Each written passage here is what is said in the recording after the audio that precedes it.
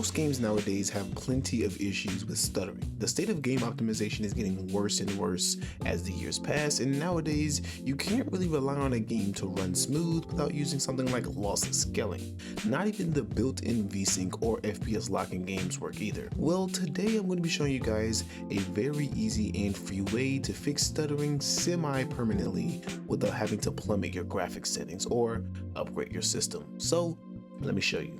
Now, this application is already very popular in the PC gaming space because of how useful it is, and that is RivaTuner's statistics server. This application gives you the ability to use on-screen displays which can hold FPS counters, other system stats, can lock your FPS better than any game, and it even allows you to do this per application.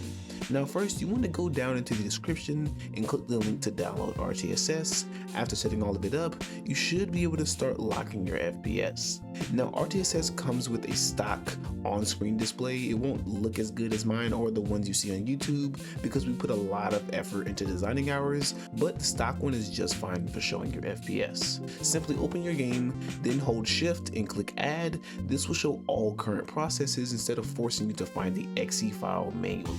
Once you click on the game's process, you should be able to set the frame rate limit to whatever is safe for you. Now, picking the right frame rate limit for your game is mostly preference unless your game is struggling.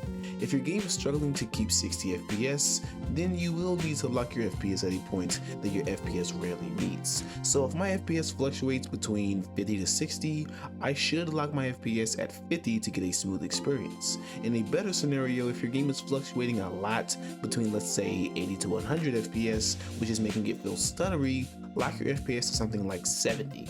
This makes your game feel and look buttery smooth. Now, I do want to clarify that if you're getting hitches and freezing, then RTSS won't be able to do much about that. That could either be a hardware issue or a game issue.